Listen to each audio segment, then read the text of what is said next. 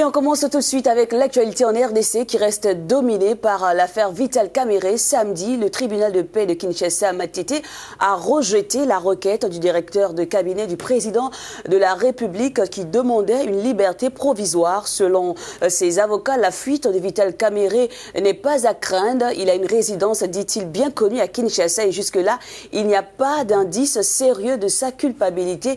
Des arguments rejetés en boucle par le tribunal. Suivant ce sujet de Serge Mankou et Ignatius Anor. Et juste après, on en parle avec Hubert Chiwaka. Il est responsable de Human Rights Watch à Lubumbashi, en RDC.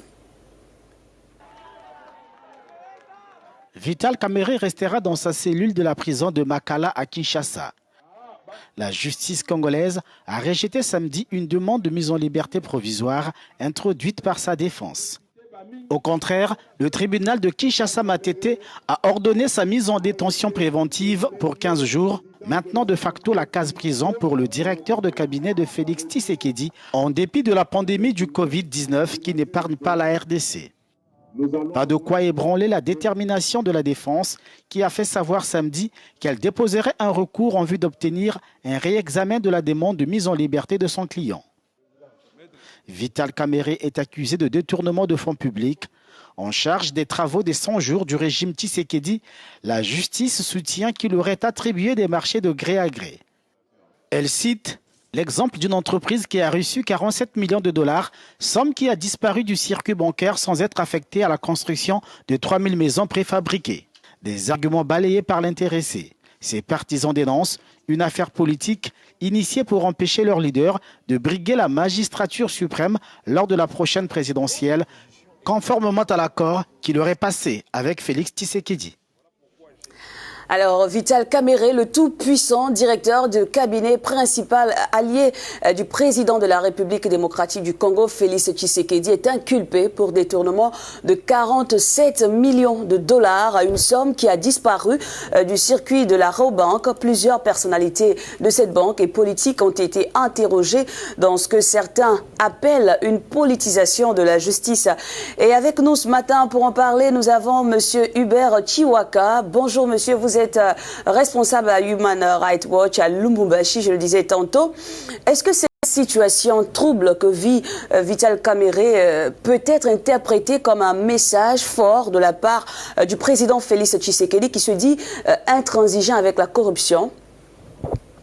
Bon, de mon point de vue, je pense d'abord que nous, toute la République démocratique du Congo, nous sommes en train de militer pour un état de droit qui consiste en une séparation de pouvoir. Le pouvoir exécutif avec le Premier ministre, mais que chapeaute le président de la République, le pouvoir législatif avec le Parlement et le pouvoir judiciaire. Et penser que les actions du pouvoir judiciaire sont l'œuvre de l'instrumentalisation ou bien le ricochet du pouvoir que détient le chef de l'État, ce serait réduire l'état de droit dans la seule volonté d'une personne, et alors à ce moment-là, on parlerait plutôt de la dictature. Mais ceci étant, mon commentaire par rapport au démêlé de justice du directeur cabinet du chef de l'État, M. Vital Kamerhe, me pousse plutôt à penser que le pouvoir judiciaire est en train de récupérer sa position par rapport aux deux autres pouvoirs que sont le pouvoir exécutif et le pouvoir judiciaire. Le pouvoir politique est réparti en trois. Un troisième est en train de se réveiller afin que les politiciens puissent répondre de leur fait. Et je ne pense pas que ce soit l'œuvre du président de la République. Monsieur Hubert, la justice a donc rejeté cette demande de mise en liberté provisoire par crainte de voir monsieur Vital Kamerhe prendre la fuite. Est-ce une raison valable en cette période où toutes les frontières du pays sont fermées? Non, cet argument, personnellement, ne me convainc pas, parce qu'à l'heure actuelle, les frontières sont fermées et les avions ne circulent pas régulièrement. Et puis, si jamais on mettait M. Vital Kamerhe en résidence surveillée, ça veut dire qu'il serait sous protection des services de sécurité qui répondraient du parquet général. Et dire que le mettre en liberté provisoire ou bien en résidence surveillée, et ce serait lui donner l'opportunité de s'échapper de la République, c'est un argument qui ne me convainc pas. Mais cependant, à l'heure actuelle, et personnellement, je pense qu'il faudrait laisser l'attitude au parquet général d'apprécier de quelle façon il pense évoluer dans ses investigations et les lieux où il pense garder M. Vital Kamerhe. Il appartient aux avocats de M. Vital Kamerhe de venir avec des arguments qui peuvent convaincre la Chambre du Conseil afin d'obtenir une libération conditionnelle. Les premiers arguments, M. Hubert, qui ont été rejetés. Et par contre, plusieurs membres de son parti, l'UNC, ont bien évidemment apporté leur soutien à Vital Kamerhe. Jean-Marc Kaboun de l'UDPS a affirmé que Vital Kamerhe restait un allié du parti. Aujourd'hui, dites-nous, y a-t-il des risques que la coalition au pouvoir n'éclate?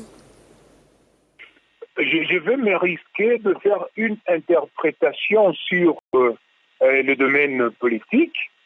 Que je ne maîtrise pas bien parce que moi je ne suis pas politicien, mais à lire beaucoup d'auteurs politiques, on peut se dire comment voulez-vous avoir un allié qui fait campagne derrière votre dos chaque jour et dit voilà, c'est lui qui va vous remplacer. Nous savons que l'UNC et le président Vital Kamerhe étaient en train de se préparer ou sont en train de se préparer pour les élections de 2023. Et nous savons aussi que la Constitution permet au président Tshisekedi d'avoir 2 mandats. Sur le plan politique, si nous nous risquons jusque d'interpréter sans avoir les moyens de droit, comment se comporterait un politicien dans de telles circonstances? Alors, ça c'est une question à laquelle je n'ai pas de réponse.